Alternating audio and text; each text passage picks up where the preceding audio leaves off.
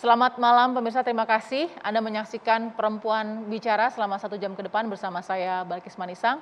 Sedikit tadi Anda sudah lihat judul kita di awal soal lingkaran setan pinjol yang ilegal.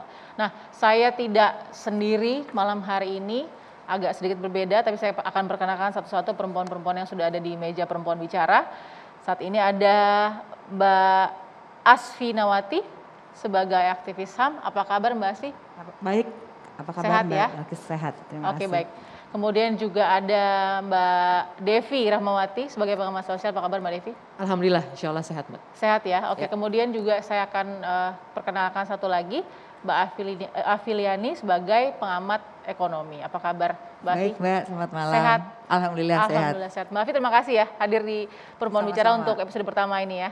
Oke, saya juga akan memperkenalkan satu lagi, seorang perempuan pekerja dan kemudian menjadi korban dari pinjaman online ilegal ya. Ada Mbak Yunia Diningtyas. Apa kabar Mbak Yunia? Ya, alhamdulillah sehat. Sehat ya Mbak Yunia. Oke, kita prihatin juga ya Mbak ya, sudah menjadi korban dari pinjol ilegal ini ya. Nanti kita akan dengarkan cerita Mbak Yunia. Tapi sebelumnya kita juga harus lihat ini adalah fenomena gunung es. Pinjaman online ini seperti fenomena gunung es yang kemudian maksudnya untuk membantu kesempitan dan kesulitan masyarakat yang memang ekonomi sedang ditantang hebat-hebatnya dalam pandemi seperti ini.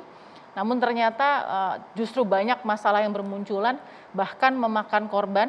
Baru-baru ini kita tahu ada seorang ibu rumah tangga di Wonogiri, Jawa Tengah yang akhirnya mengakhiri hidupnya karena sudah terhimpit dengan kondisi ya tak sanggup menghadapi teror dari pinjaman online ilegal. Kita saksikan seperti apa. Seorang ibu di Wonogiri, Jawa Tengah tewas gantung diri karena tak kuat dengan teror tagihan utang. Korban memiliki utang mencapai 51,3 juta rupiah dari pinjaman online. Lilitan pinjaman online juga pernah menjerat seorang guru honorer di Semarang, Jawa Tengah. Korban berutang karena terdesak biaya hidup. Berutang hingga 3,7 juta rupiah, namun bunga yang dibayar mencapai 206 juta rupiah. Kisah berutang pada pinjaman online ilegal berakhir mulai dari dipermalukan hingga bunuh diri. Peminjam merasa depresi karena teror penagihan utang hingga bunga tinggi. Alasan terdesak persoalan ekonomi masyarakat pun berutang. Tidak lagi bisa memilah yang mana pinjaman online berizin dan tidak berizin. Pinjaman online legal telah berpayung hukum, tapi apakah konsumen telah memperoleh hak sesuai hukum? Bagaimana dengan maraknya pinjaman online ilegal? Perlukah payung hukum untuk memutus peredaran pinjaman online ilegal? Bagaimana masyarakat bisa keluar dari lingkaran setan pinjaman online ilegal?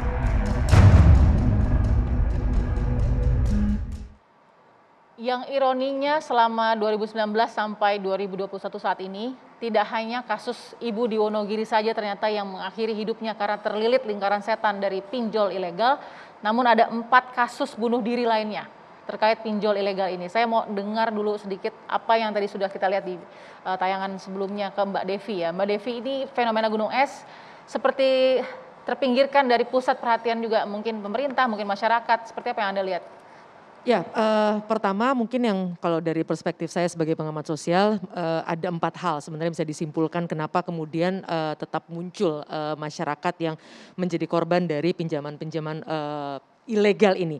Dan tapi satu catatan saya, ini bukan hanya terjadi di Indonesia, bahkan negara tetangga Singapura misalnya yang tingkat literasi keuangannya saja, pengetahuan keuangannya saja sudah cukup tinggi, 97% sudah nyimpan uang di bank, itu saja masih banyak korban-korban. Jadi paling tidak ada 4P kalau dalam catatan saya. Pertama, perekonomian COVID. Jelas COVID di seluruh dunia membuat orang kemudian berada dalam kondisi yang terdesak. Itu satu hal yang tanda kutip alamiah dalam kondisi krisis. Yang kedua tadi pengetahuan keuangan memang lemah betul. Sama yang ketiga adalah pergeseran hubungan sosial. Ini yang menarik karena kalau di masa lalu kita punya kedekatan yang baik dengan keluarga, dengan tetangga dan sebagainya. Sehingga ketika kita mengalami kesulitan dalam kehidupan baik itu ekonomi dan lain-lain, kita masih punya bantalan sosial dan hubungan itu berubah sekarang.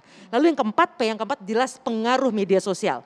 Media sosial telah membuat banyak orang secara mental itu merasa tidak nyaman dengan dirinya, tidak puas sehingga muncul istilah hidup dalam kebohongan. Karena ada virus yang namanya FOMO, fear of missing out, takut nggak tren, takut nggak hits. Tapi tidak diikuti dengan kemampuan ekonomi yang kuat. Sehingga kemudian untuk mengejar tanda kutip kepalsuan itu terpaksa pinjaman kemudian menjadi jalan untuk menjadi hits di media sosial. Kira-kira 4P tadi. Baik, sebelum saya ke Mbak Afiliani sebagai pengamat ekonomi dan juga Mbak Asfi, aktivis HAM kita di sini, saya mau dengar kesaksian ya dari Mbak Yunia. Nih, Mbak Yunia kita pertama prihatin dulu, tapi sedikit untuk diceritakan Mbak Yunia, benarkah kita bisa sudah katakan Mbak Yunia ini sudah menjadi korban dari pinjol ilegal?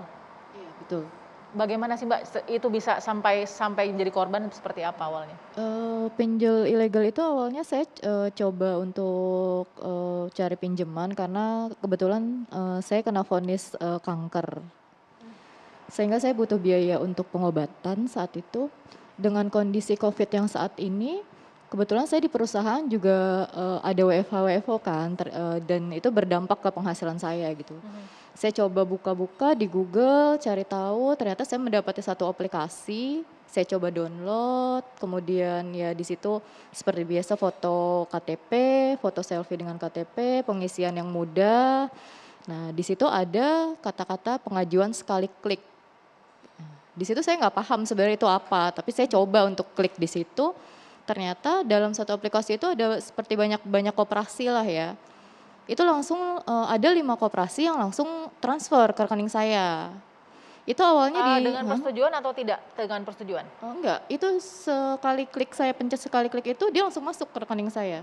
Boleh tahu jumlahnya berapa pada saat itu? Saat itu yang masuk ke rekening saya sekitar 7 juta.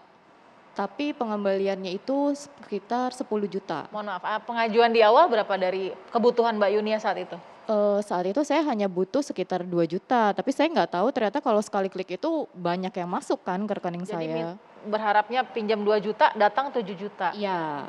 Oke. Dan di awal sebelum saya download itu ada kata-kata dia pembayarannya selama 130 hari kan, 130 hari.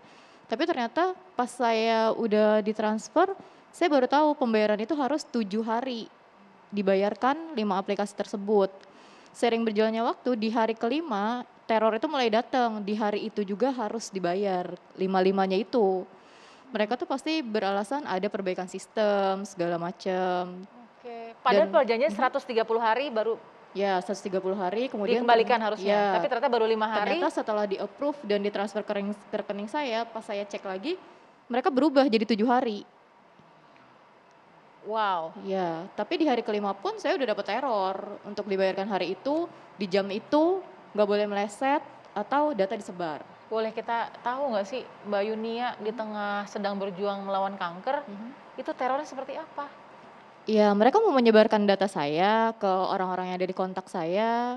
Jadi bukan hanya orang yang kita sebagai kontak darurat ya. Waktu itu kan pengajuannya itu kontak darurat sekitar 2 orang lah ya. Tapi Keluarga ya? Ya, tapi enggak, ini semua kontak yang ada di handphone itu disadap sama mereka. Kontak di handphone, galeri foto itu mereka sadap semua. Teror yang boleh nggak berbagi nih Mbak Yunia, terornya seperti apa sih? Ya kata-kata kasar lah ya, sampai yang kebun binatang itu pasti keluar itu kayak gitu-gitu. Masih menyimpan nggak kira-kira teror-teror itu di file atau di handphonenya Mbak Yunia? Kebetulan saat ini saya udah nggak simpan karena jadi traumatik sendiri ya, untuk nomor-nomor nggak jelas aja tuh saya udah nggak berani untuk jawab gitu loh. Karena itu, karena sempat pernah satu ketika mereka itu pasti ngebuatin satu grup isinya itu kontak-kontak yang ada di nomor handphone saya. Dan itu orang tua saya syoknya luar biasa melihat itu gitu kan. Sampai foto profil ibu saya itu dibuat, maaf ya, anak lo nih maling, suruh bayar utang gitu. Shock ibu, marah, kecewa atau sedih atau Lebih ke sedih ya. Sedih sih dia. Stres berarti ibu saat itu? Betul. Dan saya pun sampai pernah ada di titik terendah itu. Sampai saya berpikir saya mau mengakhiri hidup saya karena saya nggak kuat. Karena mereka benar-benar ngehantam mental kita kan. Sampai pernah mereka juga bilang mau mengganti foto saya dengan di bawahnya itu ditulis Open BO.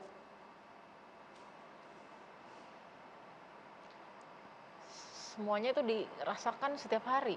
Iya, Dari mulai 5 hari tidak dibayar sampai kapan diteror seperti itu Mbak Yunia? iya akhirnya saya harus gali lubang tutup lubang di satu aplikasi itu untuk bayar tutup seperti itu sampai akhirnya membengkak. Jadi totalnya 213 juta. Padahal saat itu sebenarnya Mbak Yunia sedang butuh untuk Iya, pengobatan. betul. Jadi pengobatannya nggak bisa dipakai karena uangnya harus bayar. Iya, justru untuk pengobatan saya sendiri ya jadi saya nggak bisa gunain untuk ke situ. Oke, oke. Wow, saya turut prihatin ya Mbak ya. Ini pasti kita nggak bisa merasakan, Ya, tapi kita mengerti bagaimana sulitnya saat itu sampai hampir kepikiran untuk mengakhiri hidup ya Iya, Mbak Yuni. betul. Oke, kita akan sambung lagi setelah ini ya Mbak Yuni. Kita mau dengar bagaimana mungkin perjalanan Anda juga bisa sedikit keluar untuk ya berjuang juga ya. Walaupun masih berjuang sampai saat ini, sesaat lagi ya tetap di Perempuan Bicara.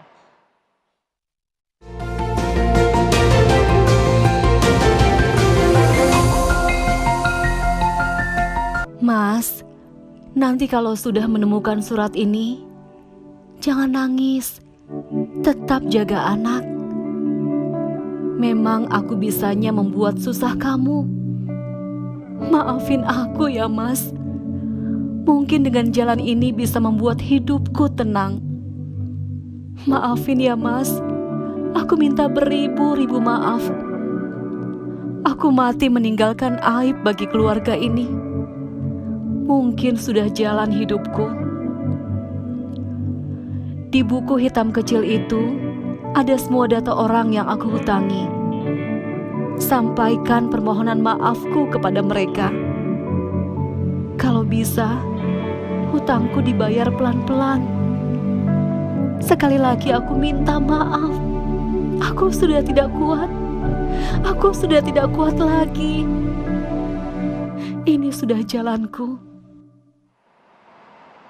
Sebuah pesan terakhir dari seorang istri, seorang ibu di Wonogiri terhadap suaminya dan seorang ayah dari dua anak.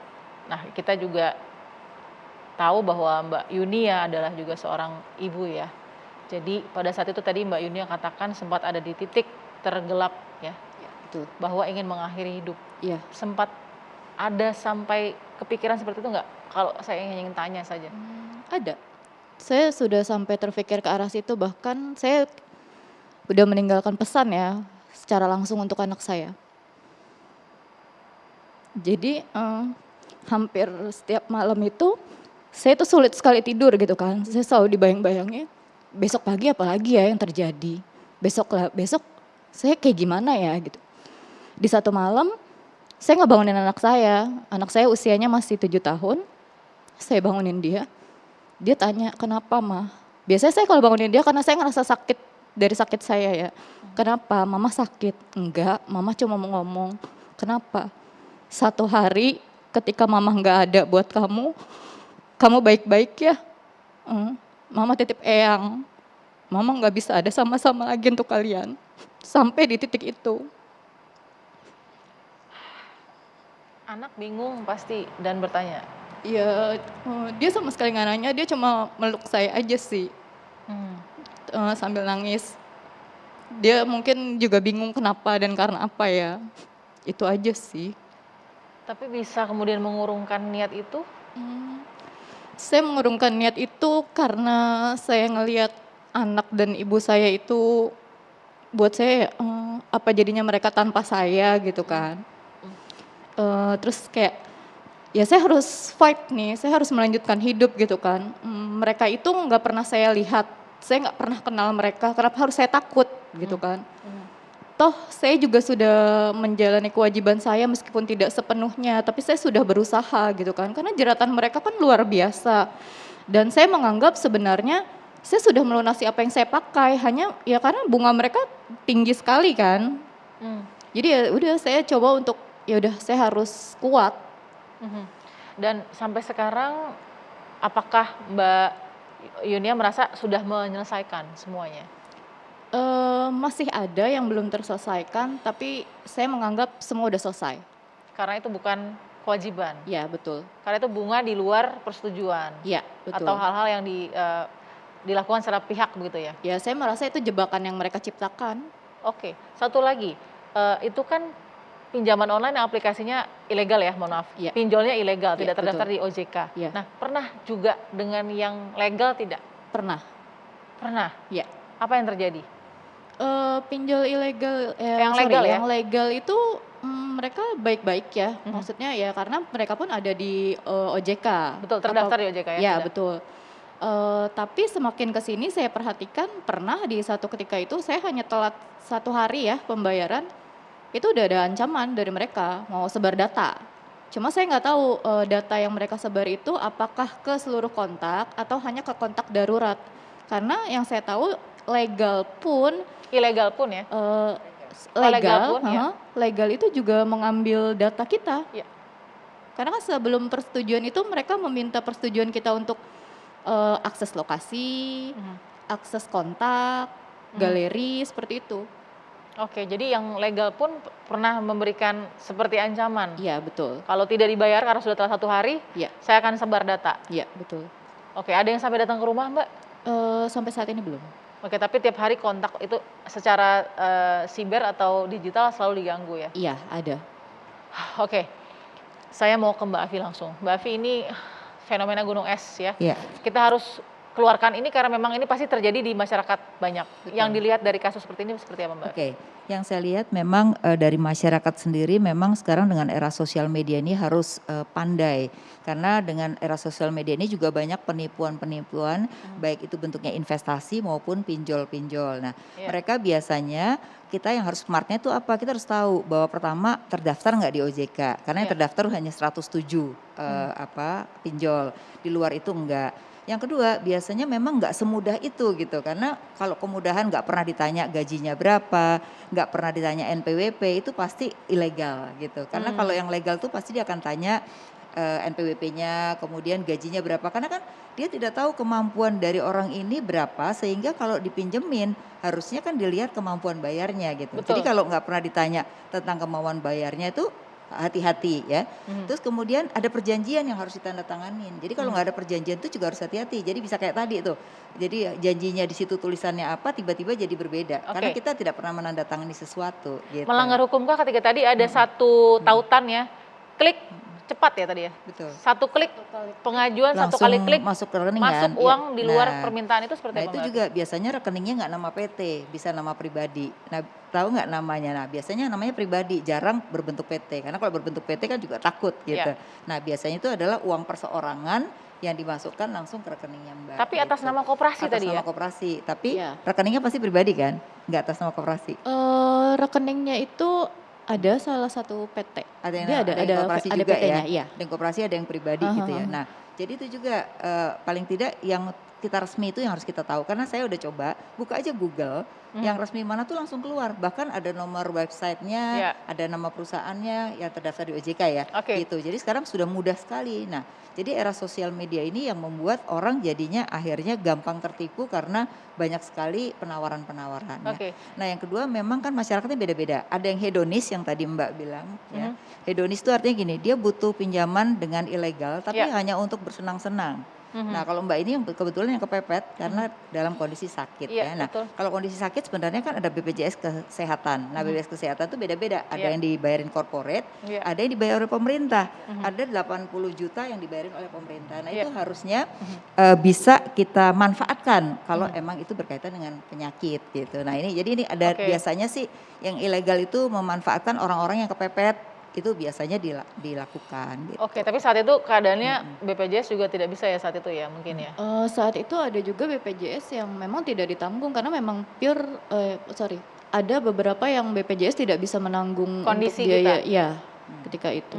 Oke, jadi memang keadaannya memang harus Iya. pinjaman online. Ya menurut saya Mbak Afi. memang gini ya, pemerintah daerah tuh sebenarnya kan punya dana juga sebenarnya ya. betul. Harusnya memang harus ada untuk kalau orang punya masalah yang terkait dengan penyakit nggak bisa BPJS tuh lari Ya. kemana sih mestinya? Betul. Ataukah puskesmas setempat atau apa untuk mendapatkan rekomendasi Itu lah ada gitu. sebenarnya wadahnya. Mbak Nah, Afi. saya rasa ini yang belum disosialisasikan kepada masyarakat. Makanya kebanyakan kalau orang sakit, udahlah cari pinjaman yang penting saya bisa itu. Itu satu. Iya, iya. Nah, kedua penyebabnya kadang-kadang ada masyarakat yang tidak mau melaporkan, malu dibilang miskin, betul nggak? Iya, iya. Nah, itu juga banyak Mbak, sehingga Iya. mereka memanfaatkan pinjol-pinjol semacam itu. Nah, Oke. ini juga saya rasa macam-macam dalam masyarakat sendiri. Oke, Gitu. tapi tadi saya concern juga testimoni dari Mbak Yuni ya, selain dari pinjaman yang ilegal, yang legal yang ternyata legal. juga ada Oke. threatening, ada ancaman Nah begitu. gini, kalau legal itu sebenarnya kita bisa laporkan kepada perlindungan konsumen. Karena perlindungan konsumen di OJK itu menerima keluhan-keluhan kita, terutama adalah penyebaran data kita. Itu nggak boleh sebenarnya. Oke, ya. oke. Terus kemudian juga ada asosiasi, ya, asosiasi fintech itu juga mereka itu sudah punya kesepakatan. Jadi Iya, kalau ada iya. apa-apa, mereka bisa Iya. diberikan sanksi oleh OJK gitu. Jadi ini yang mungkin masyarakat kadang-kadang kan kalau nulis surat kan Mbak kan tulis surat ke presiden ya, mungkin itu terlalu jauh dan terlalu lama. Mungkin yang paling penting adalah di sini pertanggungjawaban untuk itu adalah OJK gitu. sebenarnya. Tapi sudah pernah lapor ya Mbak Yuni ya? Ke Satgas udah ya kayaknya waktu itu. Sudah, karena kan kebetulan saya mendapat bantuan dari hukum juga ya, secara cuma-cuma dan kita tuh udah menyurati ke 6 tempat, ya salah satunya presiden. Nah yang respon kita itu waktu itu hanya dari pihak OJK, itu sih. Responnya seperti apa? Ya responnya mereka bilang ya laporkan gitu kan. Lalu kemudian? Laporkan nama-namanya yang mana biar mereka bisa blokir gitu kan. Tapi kan ya kembali lagi ketika diblokir itu mereka masih dengan mudah untuk Memiliki membuka data kembali. Mbak Yuni ya? Ya, dan data itu diperjualbelikan karena saya pernah di teror, ditagih dengan yang tidak saya pinjam. Dan dia punya data-data saya semuanya, KTP segala macam ya. Jadi diperjualbelikan data saya. Wow, jadi bridge-nya di mana-mana Mbak Afi? Betul, jadi memang ini kan sekarang era sosial media ini kita kan kalau beli barang juga kan mesti pakai data kan. Nah ini masalah kerahasiaan data kita juga belum ada undang-undangnya, jadi ini juga jadi problem. Jadi memang akhirnya data kita itu sekali kita memanfaatkan sosial media ataupun e-commerce dan lain-lain berarti data kita sudah tersebar sebenarnya itu Mbak. Wow, oke, saya akan ke Mbak Asfi nanti setelah jeda. Bagaimana sih hak kita gitu sebagai warga negara Indonesia dalam kondisi seperti ini ya Mbak Asfi. Sesaat lagi tetap di Perempuan Bicara.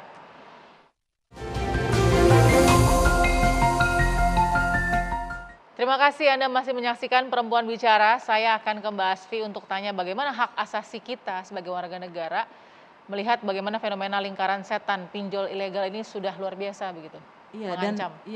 dan ini betul-betul membuat kita bergidik ya pengalaman Mbak Yuni dan terima kasih mau membagikan ini karena banyak stigma bahwa orang yang meminjam uang itu atau pinjol itu karena kebutuhan yang sesaat gitu dan ini semua terbantahkan. Jadi kalau kita lihat sebetulnya ada beberapa persoalan. Pertama soal informasi tadi literasi dari pemerintah bisa memberitahu masyarakat karena ini kan hal yang baru ya. Indonesia saja masih gagap kita belum punya RUU perlindungan pribadi. Begitu, apalagi masyarakatnya, DPR aja dan pemerintah belum sampai cepat merespon itu. Nah kalau dari kasus tadi sebenarnya ada beberapa persoalan hukum dan itu beberapanya masuk pidana ya. Gitu di tengah minimnya undang-undang. Pertama ada aplikasi tadi yang tidak jujur ya. Gitu ya, klik 1 kali bisa masuk beberapa kali. Ada peretasan, kalau peretasan ada undang-undang ITE ada pasalnya. Dia tidak hanya mengambil, tapi mengubah tadi kan, itu mengerikan sekali ya. Bisa mengubah profil. Kemudian ada term and condition yang berbeda dari pertama diubah secara semena-mena. Itu kalau di mana-mana, kalau kita menggugat itu pasti menang konsumen. Tapi dalam kasus pinjol karena kita nggak bisa melihat siapa, dia jadi kayak untouchable kan. Ya. Yang jadi sasaran justru yang korbannya. Kemudian tadi jelas menyebarkan data pribadi tanpa konsen, ada kekerasan seksual sebetulnya kan, meskipun secara verbal gitu. Dan itu kalau dalam data-data LBH yang paling banyak mendampingi itu teman-teman di LBH Jakarta, ini muncul kekerasan seksual. Jadi ini bukan hanya dalam kasus ini gitu. Kemudian ada pencemaran nama baik tadi ya disebarkan dan juga sebetulnya mau saya tanyakan juga ini kepada Mbak Afi. Ini kan ada bunga ilegal nih gitu. Kalau kita baca kan ketentuannya katanya kalau untuk fintech nggak boleh lebih dari 0,8% per hari. Ya. Kalau tadi dari 7 hari dari 7 juta menjadi 10 juta itu udah berapa persen? Iya, betul. Gitu ya. Nah jadi dari sana kemudian kalau kita runut-runut ada banyak masalah yaitu soal tadi yang soal bagaimana pemerintah bisa mendorong ada literasi media di masyarakat secara masif. Ya. Tapi ada pengawasan tidak hanya kepada yang resmi, tapi yang tidak resmi bagaimana gitu ya. Juga ada masalah penegakan hukum karena seringkali betul tadi kalau orang pinjam itu di stigma, dilecehkan seakan-akan dia menggunakan sesuatu yang untuk yang tidak beres. Oke. Dan kemudian harusnya ada undang-undang perlindungan data pribadi. Oke, tapi Mbak Asfi sorry saya potong. Mbak Yuni sudah sempat lapor ke OJK. hasilnya untuk minta diblokir, tolong kasih nama-nama yang melakukan pengancaman. Setelah diblokir, datang lagi nomor-nomor baru, pengancam-pengancam baru. Akhirnya ke siapa harus mengadu? Korban. Betul, harusnya gini, menurut saya OJK itu harus punya sistem terintegrasi dengan kepolisian. Ya. Gitu ya, meskipun nanti kita akan berpikir, ini pakai penegakan hukum pakai undang-undang yang mana, gitu. Tapi sebetulnya kan banyak ya, ada penipuan dan lain-lain, ada peretasan itu ada di undang-undang ITE, Oke. gitu. Saya nggak mau sound desperate, tapi saya tanya ke Mbak Yunia, ada nggak pengalaman sudah lapor ke polisi, terus apa yang terjadi? Sejauh ini saya belum pernah lapor ya, Oke. tapi saya pernah mendengar ada salah satu korban juga sama Masih seperti keluarga ini, atau kerabat juga. kerabat? Ya. Dia coba untuk lapor ya ke kepolisian, ya kepolisian hanya menjawab, ya kita punya utang ya dibayar gitu kan. Betul, Ya. betul, itu juga pengalaman pendampingan. Oke, Mbak Devi Saya mau cuma menyampaikan gini, tidak ada yang salah dengan berhutang karena data sampai Agustus 2021 yang memang menggunakan jasa pinjol yang legal itu datanya sudah ada 27,2 juta orang dengan uang yang tersalur itu 14,95 triliun. Jadi Wow. tadi yang disampaikan oleh Mbak Asfi itulah contoh pinjol-pinjol yang ilegal. Nah, kalau bicara pemerintah sudah melakukan apa, menurut data, ini clear kita pakai data ya, artinya kita perlu jernih juga melihat persoalan ini. Pertama, kalau yang diblokir itu sudah ada dari 2018 sampai 2021 ada 4.818 yang ilegal yang diblokir. Jelas dia kemudian membuat lagi karena memang dia ilegal. Lalu kemudian kalau pinjolnya sendiri menurut data OJK itu ada 3.365. Nah, ini kesempatan yang langka menurut hemat saya untuk mendidik masyarakat. Kenapa? Kalaupun mau berhutang dan boleh, pilih yang legal karena satu, kalau yang legal itu dia ada model yang namanya penyesuaian hutang. Kita bisa bilang, tolong dong kurangin bunga saya, ini data dari OJK ya. Ya. Lalu kemudian perpanjang dong jangka waktu saya. Lalu yang ketiga, hapusin dong denda saya, itu bisa asal kepada yang legal. Kalau yang sama yang ilegal karena memang tanda kutip penjahat digital, ya jelas tidak mungkin kita melakukan hal tersebut.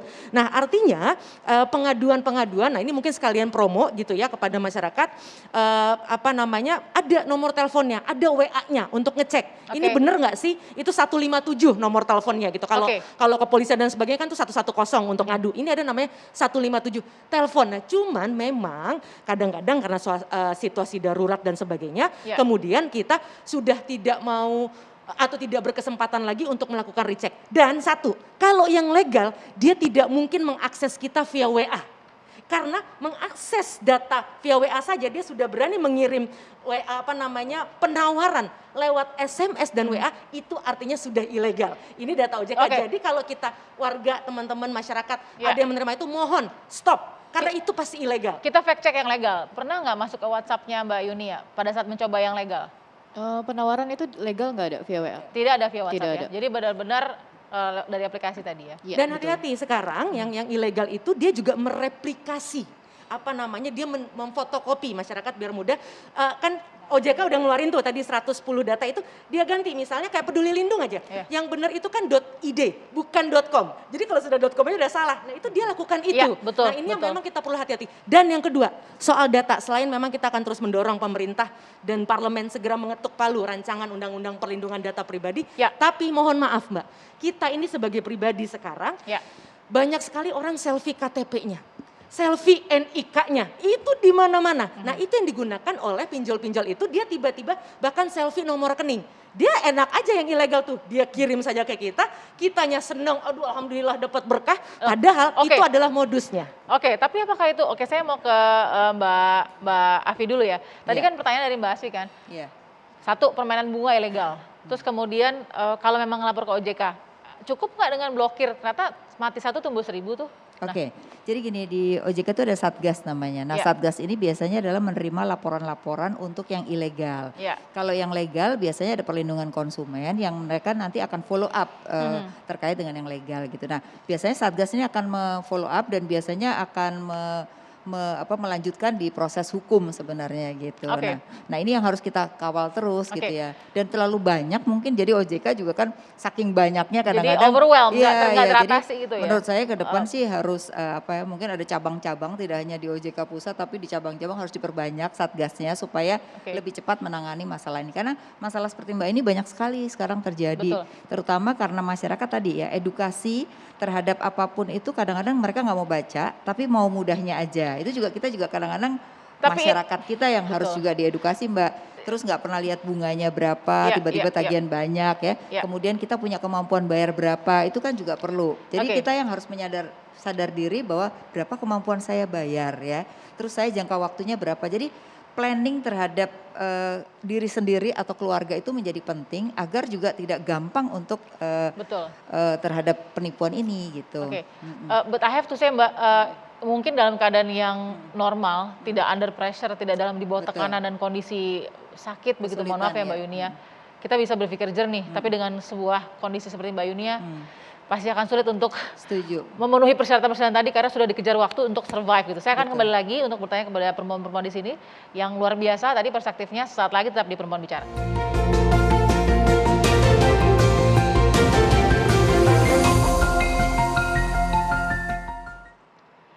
Terima kasih Anda masih bersama dengan Perempuan Bicara. Kita masih akan dengarkan bagaimana perspektif kita untuk kemudian keluar dari lingkaran setan pinjol ilegal ini yang sudah mungkin membahayakan banyak ya, bahkan menyerenggut nyawa dari 4 warga negara Indonesia karena sudah mengakhiri hidupnya. Nah kita coba lihat beberapa mungkin kita ada ya jejak digital juga yang terlihat ini di tanggal 27 November 2015. Kita lihat. Saya harus katakan dulu ini adalah 27 November 2018 dari Kominfo yang mengatakan pinjamlah uang sebanyak-banyaknya ke fintech ilegal tak perlu dikembalikan. Nah, kalau memang ini masih hal yang terpatri di benak masyarakat, seperti apakah mungkin pendapat Mbak Afi dulu saya mendengar? Oke. Ya menurut saya sih ini nggak benar juga ya karena nanti masyarakat salah persepsi dengan ini nanti Oke. dianggapnya wah kalau gitu kita pinjam aja. Nah padahal nanti ada masalah hukum juga. Tapi secara regulasi Kominfo benar tadi bahwa kan ilegal, jadi nggak Iya, apa-apa. Ya kalau Silakan. secara legal sih tinggal nanti kuat-kuatan aja kan antara yang satu dengan antara peminjam dengan yang meminjamkan kan karena yang Oke. meminjam juga merasa tidak menandatangani sesuatu ngapain dibalikin misalnya gitu ya. Nah yang sana juga gitu kan memberikan itu tapi tidak memberikan perjanjian gitu jadi bisa juga saya nggak bayar karena saya nggak ada perjanjian bisa juga gitu. Oke. Jadi sama-sama bisa melakukan hal itulah gitu ya. Cuman kan hal ini nggak baik juga buat masyarakat kita. Nanti jadi masyarakat kita akhirnya berbondong-bondong melakukan hal ini gitu ya. Tapi bagus juga sih nanti jadi ilegalnya jadi gak ada lagi. Jadi takut, ilegalnya Iya, jadi iya. takut, tapi kemudian harus ada edukasi. Mbak Asfi gimana Betul. melihat ini kayak psikologi terbalik jadinya nih mungkin? Iya betul. Ini tidak akan menyelesaikan masalah ya. Penjelasan meskipun benar secara Regulasi ya, formal gitu benar ya. Karena tadi masalah-masalah tadi ketika dilaporkan ke polisian, kalau terjadi macam-macam itu ada 3 pola. Satu, dia tidak diterima laporannya. Persis tadi karena kamu kan memang belum bayar, jadi wajar. Kedua, ada hal yang alasannya benar tapi nggak benar. Kalau menurut polisi ini kan pinjam meminjam, perdata, bukan urusan kami. Itu benar, tapi karena di dalam pinjam meminjam ini ada banyak tindak pidana tadi yang kita diskusikan, jadi harusnya tidak bisa begitu. Yang kedua kategorinya adalah diterima tapi tidak ditindaklanjuti dengan banyak alasan. Dan itu salah satu polisi yang tidak menindaklanjuti laporan, yang undue delay bahasanya itu adalah yang terbanyak beberapa tahun terakhir baik ke Ombudsman Republik Indonesia maupun ke Komnas HAM. Jadi ini bukan hanya kasus pinjol, ini gejala secara umum. Dan kebetulan ketika kena kasus pinjol, soal undue delay, penundaan berlarut ini jadi masalah yang sangat serius. Yang ketiga, ada yang ditindaklanjuti, tapi yang kena debt kolektornya gitu. Padahal kan debt kolektor nggak mungkin bergerak tanpa ada yang nyuruh. Jadi itu Pihak harus ketiga jadinya ya. pengusahanya ya. Jadi harus dicek misalnya gini, kamu ini bisa melakukan kekerasan seksual, membuka data pribadi, ini atas perintah siapa? Kalau memang atas inisiatif yang debt collector, betul cuma debt collector yang kena. Tapi kalau seperti membuka data pribadi dan lain-lain bukan cuma operatornya, tapi adalah kebijakan perusahaan dari pendalaman, maka harusnya yang kena juga pemilik perusahaan. Gitu. Jadi hati-hati bahwa walaupun ini masuknya ke ranah perdata, tapi di dalamnya banyak sekali potensi untuk pelanggaran pidana. Betul, tadi yang kita sebutkan tadi yang ilegal-ilegal tadi kan Mbak Devi juga bilang, kalau yang legal Ya. itu tidak melakukan, yang dengan ya betul itu tindak pidana gitu. Dan sebetulnya dengan segala keterbatasan hukum kita, tindak pidana itu penipuan gitu ya, kekerasan, itu sudah bisa ditindaklanjuti dan itu pasti sedikit banyak akan membuat mereka akan jeri untuk melakukan Oke. lagi. Jadi menanamkan literasi tadi harus seperti apa Mbak Devi? Kan salah satu cari usaha dari Kominfo, ya udah pinjam aja kan, mereka ilegal nggak usah dikembalikan gitu. Enggak, itu kan 2018. Sekarang pemerintah, Kominfo sudah ada namanya Satgas Waspada Investasi dan sebagainya, itu gabungan semua kementerian dan sekarang mereka terus ikhtiar terus setiap hari ada kali 400-500 webinar yang salah satunya membicarakan soal ini. Itu satu. Mengedukasi ini. Ya kenapa webinar? Ya karena kan sekarang lagi pandemi. Kalau Betul. tidak pandemi pasti turun ke bawah. Betul. Tapi ini mumpung kesempatan yang mahal sekali, saya cuma mengingetin kalau dari OJK sudah pernah menyampaikan bahwa kalau kemudian kita sudah pernah terpaksa meminjam gitu ya dan kepada yang ilegal, maka apa yang bisa dilakukan? Pertama, blokir nomor-nomor telepon itu. Lalu kemudian beritahu ke seluruh kontak HP, di kontak kita kalau ada yang dapat pesan tentang pinjol, abaikan. Lalu yang ketiga, lapor polisi. Setelah itu lampirkan laporan polisi ke kontak penagih yang memang masih muncul. Nah karena kalau yang tadi yang legal, dia tidak akan lakukan hal-hal yang demi karena sudah terikat dengan undang-undang sendiri. Karena kalau enggak mereka akan tutup. Karena tadi datanya tuh triliunan loh data yang dana yang mereka sudah alirkan ke masyarakat. Jadi artinya masyarakat hati-hati. Bedanya yang paling menarik soal bunga saja. Kalau yang legal itu setahun, mohon koreksi saya Mbak Afi, itu 24%. Ini sebulan 24% bunganya. Jadi kalau sebulan 24% dikali 12 sudah berapa persen? Nah itu saja sudah menunjukkan bahwa yang begitu itulah yang ilegal. Sama hati-hati, satu lagi kalau praktek-praktek di luar negeri bahkan mereka itu meminta kita, mohon maaf sekali, memfoto tubuh kita tanpa busana karena itu jadi bagian dari mereka untuk menjerat kita kalau suatu hari kita tidak membayar. Ada yang pakai kolateralnya atau jaminannya demikian. Solusi dari Mbak Afi, kepada pemerintah baik dan juga kepada Mbak Yuni harus apa nih Mbak Yuni dengan kondisi? Sebaiknya masyarakat begini ya, kalau memang ada masalah sebaiknya memang tidak diselesaikan dengan cara meminjam dengan pinjol yang seperti itu. Pasti syarat-syarat tuh ada, memang lebih sulit dibandingkan kalau yang ilegal gitu. Tapi itu tadi NPWP dan segala macam ya. Nah yang kedua kalau udah punya masalah sebaiknya segera ke Satgas karena itu bisa menjembatani gitu. Paling tidak kalau tadi terjerat dengan bunga yang besar kan itu bisa dijembatani paling tidak dikurangin sehingga hanya bisa membayar hanya pokoknya saja gitu. Nah ini kalau yang sudah terlanjur, tapi kalau yang belum terlanjur sebaiknya menurut saya kalau punya masalah itu harus mencari itu tadi di OJK itu datanya lengkap. Kalau tidak ini ada juga telepon yang khusus perlindungan konsumen ya atau orang mau tanya-tanya itu OJK punya gitu. Nah atau ke bank, di bank juga bisa menerima masyarakat walaupun enggak transaksi tapi bisa tanya-tanya gitu. Jadi bank itu tidak menerima hanya nasabahnya saja, kalaupun tidak nasabah juga boleh tanya-tanya. Nah dari situlah kita bisa memilih sebenarnya mana yang sebenarnya kita bisa lakukan untuk meminjam ya. Tapi kalau sekarang ini masyarakat tadi ya masalahnya kalau udah panik, nah itu kan. Nah kalau udah panik menurut saya juga gitu, kita harus mulai belajar. Dengan adanya era sosial media ini kita harus bisa menahan diri ya dan mencoba mencari informasi sebanyak-banyaknya karena di sosial media itu banyak juga informasi yang bisa kita dapatkan. Kepada pemerintah Mbak Fi? Nah kepada pemerintah sekarang ini karena banyak masyarakat yang mulai tertipu ya sebaiknya juga lebih mengarah kepada daerah itu tidak hanya pada provinsi tapi juga sampai ke kecamatan bahkan RT RW kalau perlu gitu. Kenapa? Karena di sanalah bisa membantu masyarakat ya, yang secara langsung dan sekarang kan ada dana kecamatan tidak hanya dana desa. Nah itu sebenarnya bisa bantu masyarakat yang kesulitan. Oke, saya mau ke Mbak Asfi sedikit sebelum ke Mbak Yuni. Mbak Asfi. Iya, jadi yang pertama menurut saya kita perlu membantu korban, kita harus berhenti menyalahkan korban sambil tentu saja melakukan upaya-upaya literasi. Karena kalau masyarakat terus menyalahkan korban, apalagi tadi dalam data-data kami aparat penegak hukum juga ikut, ya kamu salah sendiri, udah wajar digituin karena nggak bayar, maka korban akan semakin takut. Dan begitu korban takut, maka terjadi bunuh diri karena dia merasa nggak ada tangan lagi yang terulur untuk dia. Dan tentu saja kepada pemerintah, polisian itu sebetulnya lembaga pemulihan untuk masyarakat mendapatkan pemenuhan hak asasi manusia. Dia pintunya. Kalau pintunya nggak terbuka, bagaimana dia bisa mendapat hak keadilan? Karena itu sebetulnya pemerintah perlu melakukan perhatian lebih serius kepada kepolisian, khusus untuk pinjol ini agar bisa diterima. Tapi yang terakhir sebetulnya kasus ini menunjukkan ada masalah di sistem kesehatan kita yang belum sempurna ya, sehingga orang dalam kondisi terjepit gitu harus mengambil pilihan yang sulit dan akhirnya menjadi korban yang kesekian kalinya. Baik, Mbak Yunia terakhir harapan Mbak Yunia sebagai korban juga apa sebenarnya saat ini? Harapan saya sendiri terutama untuk Bapak Presiden ya, Agar ada undang-undang untuk menjerat para pinjol-pinjol ilegal ini, agar tidak terjadi lagi korban-korban berikutnya. Ya, terutama untuk ya miris ya kalau sampai ada yang bunuh diri segala macam, dan ya saya tahu itu rasanya seperti apa karena memang Melewati ya? melewati itu sulit sekali gitu ya. Harapannya itu ya? Iya. Oke, baik. Sudah mulai sadar dan melek juga nanti bagaimana undang-undang yang Iya dibutuhkan. betul, ya. Baik, terima kasih Mbak Yunia. Mudah-mudahan tetap ada kekuatan dan sabar juga supaya ini cepat selesai ya, didengar juga oleh pihak-pihak yang bisa membantu. Terima kasih Mbak Yunia. Terima kasih Mbak Afi, terima kasih Mbak Devi, terima kasih Mbak Asfi sudah memberikan pencerahan juga dan edukasi yang diperlukan saat ini.